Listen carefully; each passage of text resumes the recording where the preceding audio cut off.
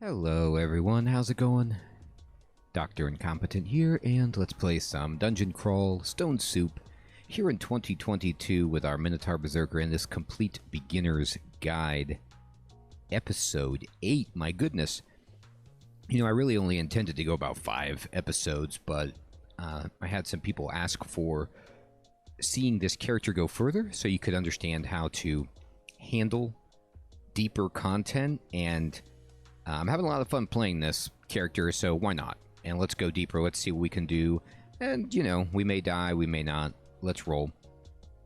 Now, at this point, this is, you know, if you were a beginner, like your first time playing and you made it to Dungeon 10, you would be like a savant. It is very unlikely, even with this character, that would happen, just given how many variables there are, how many things could go against you, and how many unknowns. You know, you're going to see things, obviously, that I wasn't able to show you because they didn't appear in my game, on and on and on. But it's maybe like a, you know, this far, it's maybe like a, you know, medium guide. Like, not for complete beginners, but for, like, you know, medium players, returning beginners. So let's keep it going. Let's get to, like, advanced, you know, gameplay. Let's see how well we can do. But what you always got to do in this game is pump the brakes, because the minute I start talking confidently about how we're going to make a deep run and, you know, get to advanced content, I'm going to get killed. Because overconfidence, in Darkest Dungeon, it's a slow and insidious killer. In Dungeon Crawl, it's a real quick one. You'll die immediately. So, no hubris. Let's do it. Alright, so I'm not going to go to the lair, and I'm not going to go to the Orcish Mines. I'm going to go down. I'm going to go to Dungeon 11 and check it out. So right away, hey, look what we got. So luckily we can at least see it. So at this point in the dungeon, right around here, you know, you could get a little higher, you could get it up through 12. Like, I would say, you know, 8, 9 through 12 is where you're going to start finding more frequently. And you won't really see them unless they're way out of depth before that. Unseen horrors. Enemies that are always invisible. And it's not really like a check, like you have to have see invisibility, but it's really helpful. And if you're not strong enough armor-wise, these guys can rip you apart. So we don't have see invisible, but luckily enough, we sense a disturbance over here, so we like have the outline knowing there is something here. Now, it could not be an unseen horror, it could be something else, but 95% sure that that's what that is. So how do we fight this? Well, we step as close to it as possible, right here. And, okay, it's an unseen horror, now we know for sure, because of its behavior. Unseen horrors, like I said, they're unseen. But also, they blink around real fast, almost like you're fighting a bat. Not quite as far away, necessarily, but this is what makes them hard to track. Like, if it was invisible and it was like an Orcish wizard or something that used an invisibility spell and was just straight up mostly standing in front of you, then that would be one thing. But these guys fly all over the place and they move really quickly. So you see, I just moved here, and in the time that it took me to move, which is 1 turn, it hit me, did no damage, and then moved over here. So this dude's super fast. So again, I'm going to try to get over to him, and he attacked us twice, but he did not move. So here's what we can do. I'm going to stand here and hold control, and I'm going to swing. And we got it. I'm going to hold control and swing. I didn't hit anything, but it moved toward me, and I'm going to swing again with control. And I'm going to do it again. Again. Again. So, again. This time I'm not going to hold control. I'm just going to walk forward. And we hit it. And you could see how far it moved away, right? Like, so it moved 1, 2 tiles away. Now, luckily for us, a couple of things are going on here. Number one, we have a 21 armor class with this plate mail. And this dude doesn't do a ton of damage. If you're a caster and you can't see it, it can be real bad for you. I mean, just real bad. You have a robe on, and you can't target your spell right. You know, like, yes, you can blind target spells, but if you're not exactly sure, run out of magic against this dude. Ow. You know, oftentimes if I don't have See Invisible and I'm a squishier kind of character and I encounter some of these dudes, I either try to avoid them altogether, like go up the steps, and there's a good chance they won't follow you up the steps because of their erratic movement behavior. They can, though. And even if they do follow you up the steps, they probably won't follow you back down. So you can, like, dump them off someplace or just run from them and leave them on some floor. Just make a note that they're there. But with this character, we have not only our high armor class, which is, like, mitigating effectively all of the damage. We haven't taken a hit yet. But also, we have an axe, which means we can just hold control and swing. Everybody can hold control and swing in a direction, but because we have an axe, we're hitting everything around us. Now, this terrain actually isn't conducive to the axe benefiting us too much because the guy was here. I don't believe they blink through you, right? Like, so I don't think he's moving through me. He's just moving quickly. He's not teleporting, I don't think. I don't think that's how his behavior works. So he can't actually move behind us. So we only are really swinging here, but control swing allows you to swing without moving. And I'm going to step back, actually, and step back to here, and he followed me. And I'm going to swing here because now he can teleport over here, or I'm sorry, move really quickly over here. And I can swing at him. And we got him. We killed him. So when you kill an invisible creature, again, it'll say you feel a bit more experience. You won't even see blood or a body some of the time. Sometimes you will, but in this case, you don't. And so there's nothing. That was what that was, though. That was an unseen horror. Welcome to Unseen Horrors. And when the game starts getting harder and throwing stuff at you that you don't have the right stuff, you're going to have a hard time dealing with it. But that, again, that's one of the advantages of this character, that it can deal with it. Now, the reason I didn't just follow the guy up here and was holding control, another part of my reasoning, was because I don't want to wander up here and alert any more enemies what's going on and have them add into the fight and complicate the matter. Alright, I don't want to be dealing with two things, plus the invisible guy. If it's just me and the invisible guy, he's going to be annoying, but we'll take him down. But you start getting another, you know, dungeon level 11 threat on there, like, for example, this situation, okay? And we have an issue. So this is maybe why some people don't auto-explore.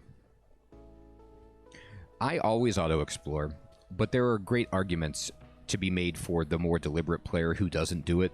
And I bet it could probably shave some deaths off of your list if you didn't use auto-explore. However, in my case, because I would zone out and walk even when an enemy came on screen, I think I would get in more trouble without auto-explore, so I always do it. But this is a long hallway, you know, and you're not always going to face something with range. But this is just unfortunate, because this guy is going to get to obliterate us if we try to run away. And he's going to be firing at us. Now, luckily, he's just a centaur and not like a centaur, an upgraded centaur, which would be red, have armor. But this still stinks. Now, if we got hit like right here on the first time we saw this dude, and he did like half of our health, remember we have a blinking scroll, so we could blink to this tile right here and just run away. But I hate to waste it. Now, what I am going to do, just to show it off, even though I only have one, and this guy's, he's a centaur, he has a bow, he can hurt us, he hit us for 9, but he's got a +0 short bow, so it's, for the most part, not going to be the end of the world. But anyway, I'm going to use my Scroll of Fog, so I'm going to read this, okay? Now watch what happens when I read a Scroll of Fog. This is more for just demonstration purposes. These clouds of fog appear. I believe they change in color. You know, don't worry too much about the color, but know what the function is. You see that my radius of light has shrunk because my line of sight is diminished as well. You can't see through the fog, right? It's really hard. So this means that this guy can't see us anymore. Now, he can fire, and because it's down a hallway, he very likely knows where we are, but this should save us a couple of squares of us shooting at us, all right? So I'm just going to now walk up, okay? And he has actually decided to get closer until he can see us, which is good for us, because I'm going to close the distance to the centaur, and you'll see he drops his bow, and he's going to just try to punch me. He doesn't have a backup weapon, mercifully. And we annihilate him. Now, there's still the matter of the Skeletal Warrior. Skeletal Warrior is right here, okay? Do not sleep on the Skeletal Warrior. Skeletons early game, pretty easy unless they have some sick magic weapon. This guy's just got a +0 scimitar, so what's the big deal? The big deal is this. You see how it says he looks extremely dangerous, and he's red in terms of the text of the enemy evaluating his difficulty? He's got a lot of hit points, 65. He has a high armor class. Okay, he can evade reasonably. You can't do a lot of things to him. You can't, because he's undead. You can't poison him, hit him with negative energy or torment. He resists cold. But the real thing that isn't rough about this guy is he can hit us for 25 damage 82% of the time. Now, this doesn't include our mitigation, okay? But long story short, these guys are tanky and they hit for a ton, okay? So I'm going to be real cool with this dude. I'm going to use Trog's Hand. Oops. I'm going to use Trog's Hand. A, B, and oh, there's two of them. What do you have, a short sword? Okay. This is worse and makes what I'm going to do right now dubious. But if there's only two, this is okay. I'm actually going to step back and step back again and just let my regeneration heal for a couple ticks. And I'm going to even step back one more time. Looks like the other skeleton didn't follow or isn't here yet. The reason I'm stepping backward, I'll step back again, is because I don't want anything else to add on. And I'm going to go berserk. The other skeleton is here. I'm going to hit. We should easily beat the first one. There's 3 of them. Okay, luckily he's got a +0 hand axe. But I don't think we can get through all of these. Okay, so we're going to have a time when we are not able to go berserk. I'm going to step forward and fight. And we are slow. Theoretically, if we get fortunate and Trog is like excited about our berserking, okay, we might be able to stay berserk for the majority of all 3 of these guys. And it looks like there's only 3. I'm going to push Control P really fast and look at this. See if we got any warnings about berserk. We haven't seen anything yet about our berserk fading. And up here, you can see the level of it is still pretty good. So I'm going to swing again. Swing again. Berserk is not fading yet. Swing again. Now berserk is starting to fade. Hit him. Hit him.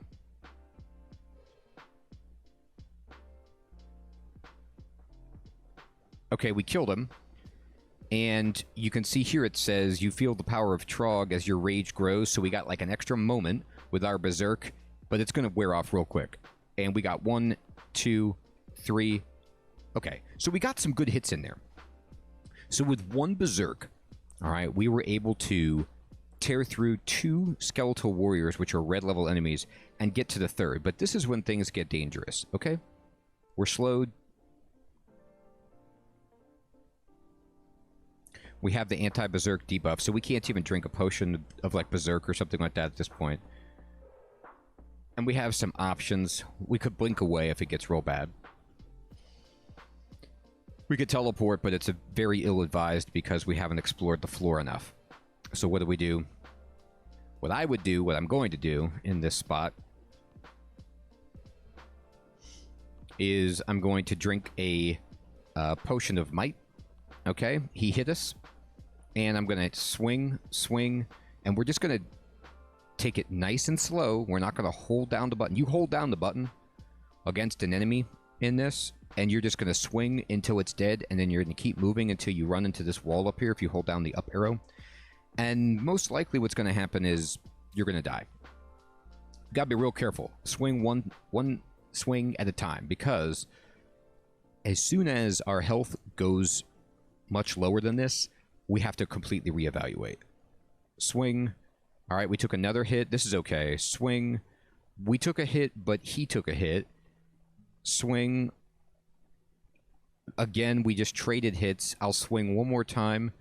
He hit us real good one more time, and we got him. Okay, if he would have hit me one more time right there, if I would have gone to like 30, I would have blinked away. Nice thing is, I know that the Skeleton Warrior can't use any range abilities on me, and he's not going to be able to outrun me if I blink. But again, I'm going to walk back here, of course, and rest before I even explore the treasure or anything. I'm going to go upstairs and rest.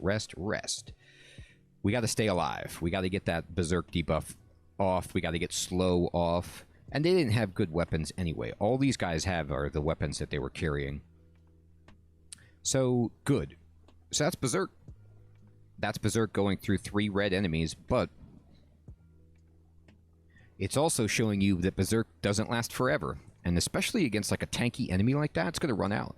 So it was a little bit risky, but I was able to do that because of the cost-benefit analysis, the risk-reward analysis, where I said, all right, I have a blink scroll, basically. If you have a blink scroll and you're fighting an enemy that can't shoot at range, and you have a clear path to the staircase where you know nothing can add on, like in this case, then you know you're gold. It's a get out of jail free, provided you don't get one shot. You can't go so low, like you can't go into the 30s or the 20s and then take another action because you could get hit and killed. Like that guy critically hits you, goodbye. So you have to make sure you have enough health to even take a hit. But given our escape methods, I felt pretty decent about it. And just the overall strength of our character, this 21 armor class, felt good. All right, let's go around and explore. And there's a Boulder Beetle. Good God, all right? See, this is cooking. This is why it's cooking on Dungeon 11. The enemies have gone up significantly in difficulty, okay? Skeletal Warriors, tough. Boulder Beetle, ridiculously tough. Centaur in a long hallway, not ideal. Unseen Horror, annoying, but can be deadly. So the game's like, hi, I'm getting difficult. So we have to scale up accordingly. Now, the Boulder Beetle can be beaten. We can beat this thing. But let's talk about it. Boulder Beetle, if you have been playing in the last few years, but not recently, this was an enemy that was in the game a long time ago. They took it out and they brought it back. This dude, okay, can roll up into a little ball.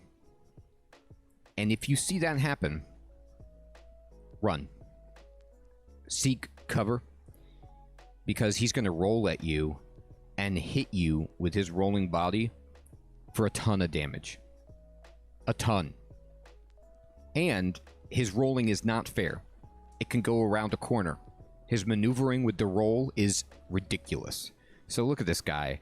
He can roll, all right? It says roll into a ball, granting the Boulder Beetle tremendous speed as well as double melee damage. Double melee damage. He can already hit us for 32 damage. That means this guy could theoretically bonk us for 64 damage. Okay? He maxes us. And we don't mitigate. That is terrifying. That's like, I think I'm okay and I'm dead. It can only be performed at distance from a foe, and he will always unroll after an attempted roll attack. So he's got that, but if that wasn't bad enough, you're like, okay, well, he gets into melee and we're good at that point. No, because he can blink away and roll at you again.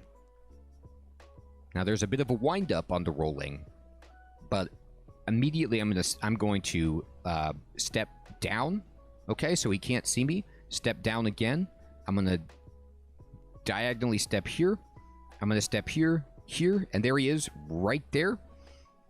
I'm going to step here, and I'm going to step here and then here. And this is not good enough. He can still see me here, okay? So this is a little bit frightening. I'm betting he is about here right now. So what I'm going to do is Trog's hand, and I'm going to step toward the dude and step toward him again. So this should stop him from rolling for a moment, okay? And he already hit us for 13 damage. Just like, hi, it's me. I'm going to swing at him, and we're going to see how this goes. Now, I could go Berserk right here. That's a play you can make for sure. But I'm not doing Berserk right now because I could go Berserk, and this dude could blink away. And then I'm going to be standing there like, oh god. Alright? Without the ability to use any scrolls or any potions or anything. So I'm going to fight and see how it goes. Okay? And we're fighting. He healed up a little bit.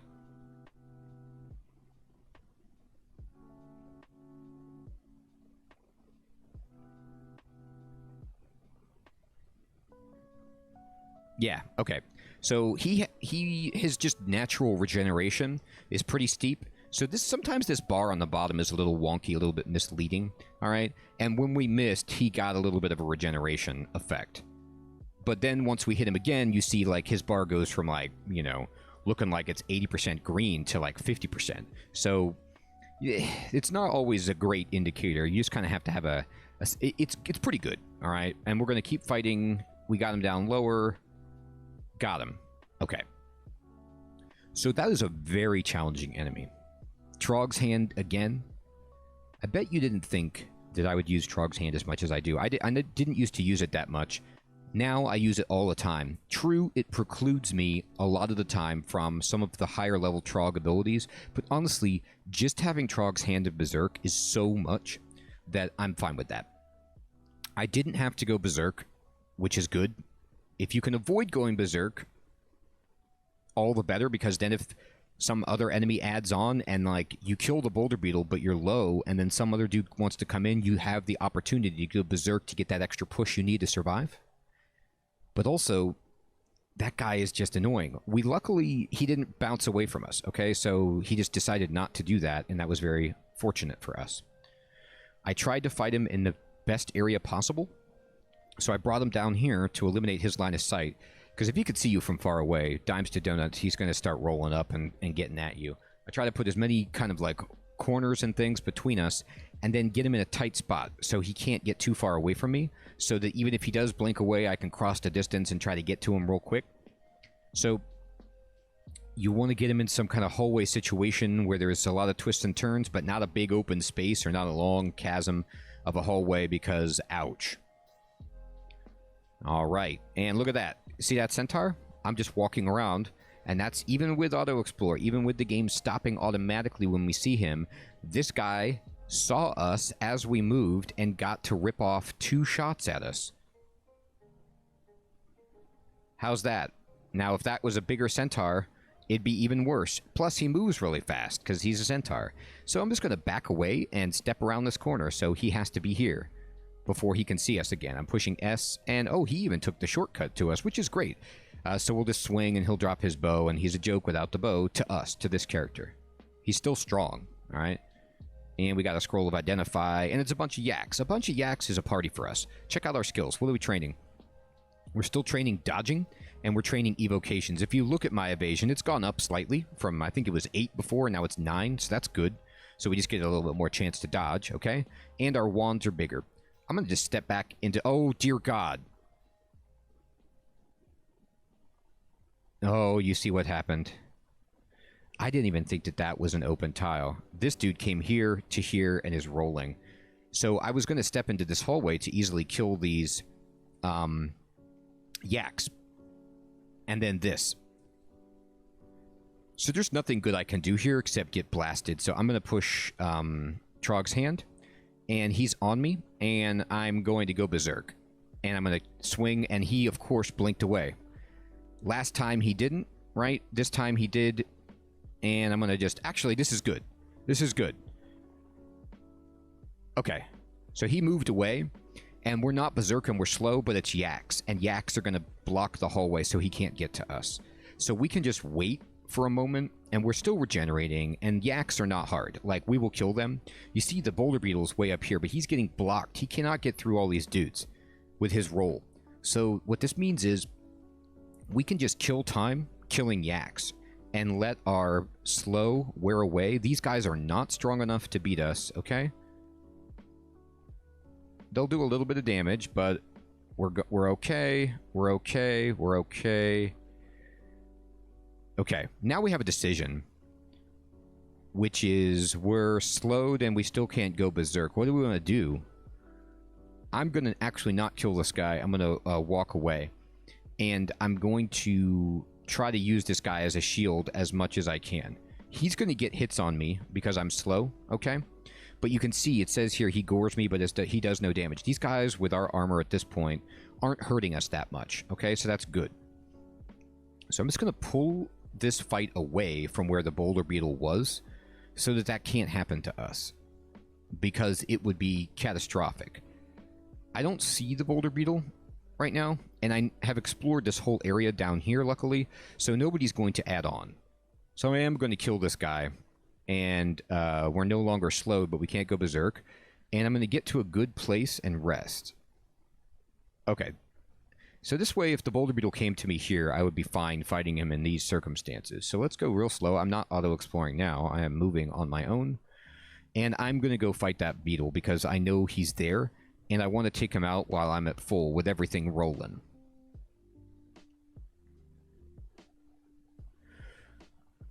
Where are you? These are bad spots to encounter him, except for this little nook right here. Where'd you go? Yeah, see, this is what... Sometimes in this game it'll surprise you. There's these two diagonal squares, but you can pass through this. So he just came like this. I wasn't expecting anyone to do that. And that was my own fault for being foolish. Alright, I'll pick up that. And I'm just kind of moving real slow, of course. I want that scroll. Okay, that's an alarm trap.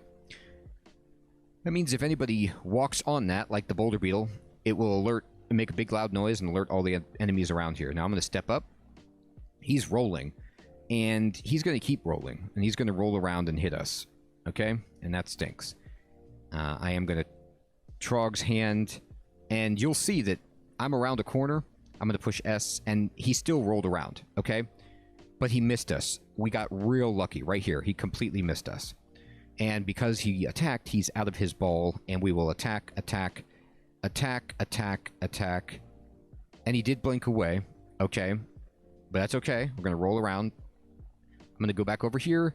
He's here. I'm going to cross the distance to just, like, dissuade him from rolling as much as possible. Because if you're adjacent, I don't believe he will roll up unless he has to get momentum. And I think that he would blink away first. Okay, he blinked away again, but I'm going to step over and still get hit by him. Like, he's still hitting us really hard, but we got him. And look at that. I mean, this is just really tough enemy. Two of them is awful. I'm going to go up the steps immediately and rest. All right. Let's go ahead and identify some stuff. I'm going to identify my potion and its flight, which has some utility, but other than that is pretty garbage for us. I'm going to identify my scroll that I don't know what it is. Oh, buddy. We got lucky, people. Time to go up the steps. When you read a scroll and you see the blue, you see that teal writing, you just get so excited. We got a scroll of Acquirement. This is the rarest scroll in the game. It is that because you get your choice of a good item. Well, hopefully a good item. Sometimes it's garbage, but I'll show you. Now, they've changed this over the years, so if you haven't seen a scroll of Acquirement, you're going to see a new way that this works, and it's much better, in my opinion, than before. So we're going to read this right away. And we're going to read Acquirement. Okay, it has a little treasure chest icon. It's just so good. And, oh my goodness.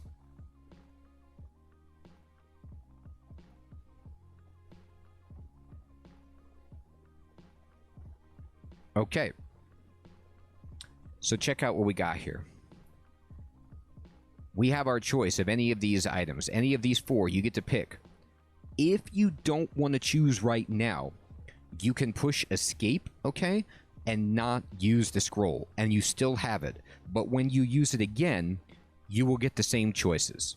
So if you see something, but you're not sure, you want to see how things unfold before you make a decision, you can just sandbag your scroll if you don't need anything right now. Now, what you want to do right away is push exclamation point, shift 1, so that you go through and examine the items instead of acquiring them, all right? So first of all, manual of axes, all right? If you get a manual of axes, okay, it will let you learn a certain skill faster. It gives you like +4, I believe. I could be wrong about how that scales and what that number is, but to the best of my recollection, it's +4 to a skill. And it has like a set number of experience that it will work for, and once you get the bonus, it gives you like bonus experience. And once you drain that bonus pool, then the manual is discarded. Like you've learned everything you can from it. But it's insane. And it's in axes, which is a skill that we love. So that is really, really nice for us. Remember, axes were starting to get hard, but we already had a +2 aptitude to it. So this would make it so we could just level up axes a lot more. Now remember, we're already at min delay for this axe, but if we wanted to wield a bigger axe, like an executioner's axe, a battle axe, some kind of two-handed axe, that would have a higher min delay skill requirement. So we need to raise the skill. And even if we pass min delay, your skill levels with axe affect accuracy and damage, so it's always good to have. In general, especially if I'm going real deep, like going past a 3-rune victory with a berserker type character, I am going to be maxing a skill. Level 27 is the max for my weapon, okay? So that's really valuable to consider. Now let's check out the Mages Maulers, okay? So these are a pair of gloves, to carefully control and channel the flow of magic, all right? And what happens is, it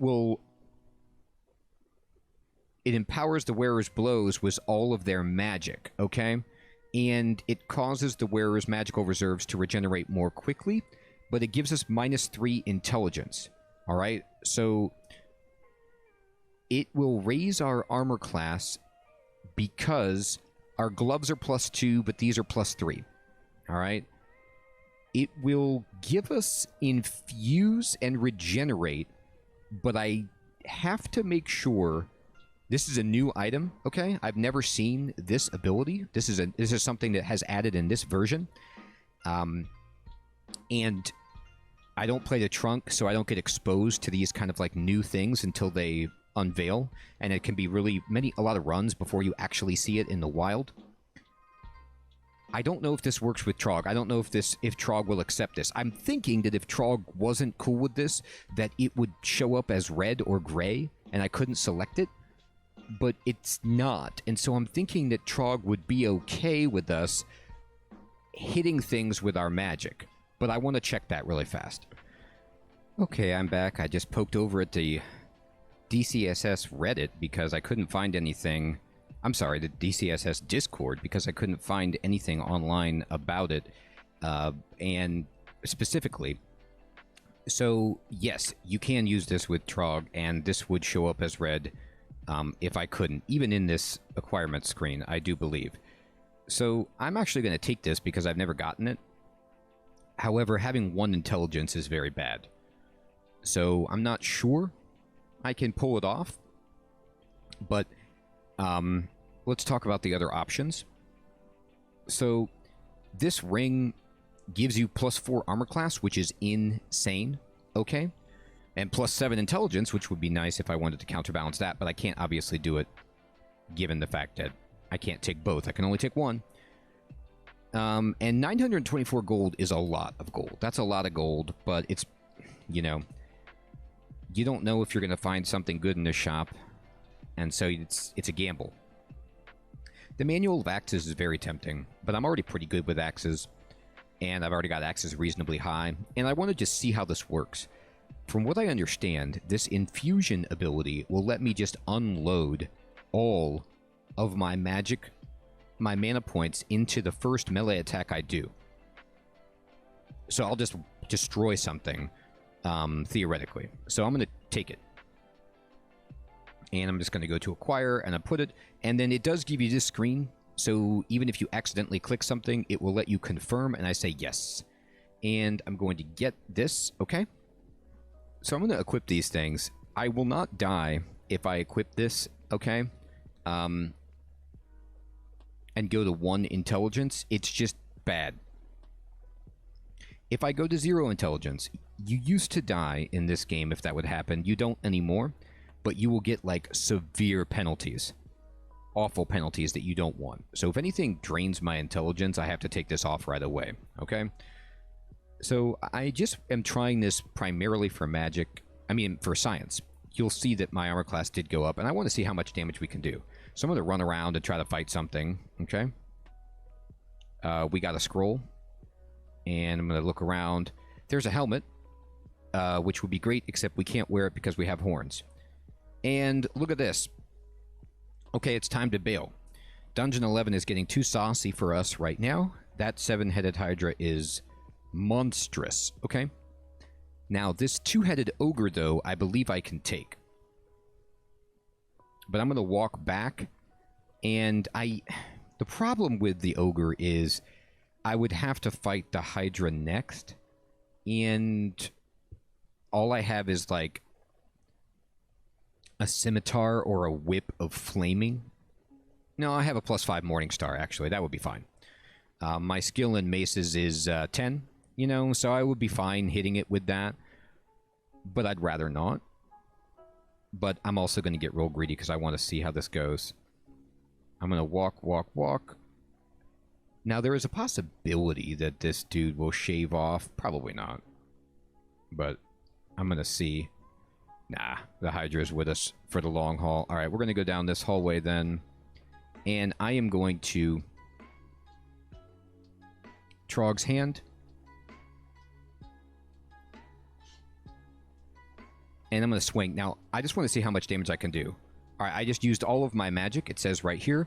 You hit him, you headbutt him, and you see my magic went down to 0, and we channeled that all into one hit, and we hit him really, really hard. I'm going to... I don't want to go berserk right now, for the simple reason that if I do, I won't be able to switch weapons when fighting the Hydra, so I want to save it for that. So what I'm going to do is actually... I'm going to evoke, okay, my Wand of Acid and just blast it at both of these guys. You can see that I almost killed the ogre with it. I'm going to do it again. Whoops. Oop. P. Okay, we killed the ogre. I'm just going to do it again and try to kill the Hydra. We almost killed it. So I'm going to switch to the Morning Star, and I'm going to swing, and we kill it. I didn't even need to go berserk. All right, bam, bam, bam. How about that? And I will push W to wield my War Axe again, and we'll go up the steps. So, this character is rocking and rolling. I have a very precarious intelligence, but I just wanted to try this infusion and see how good it is.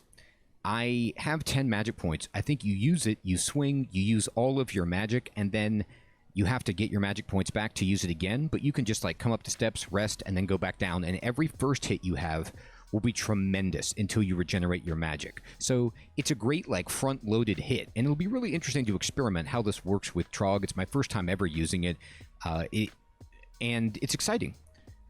We're having some really difficult times, and this is where you get to a critical juncture in the game making decisions.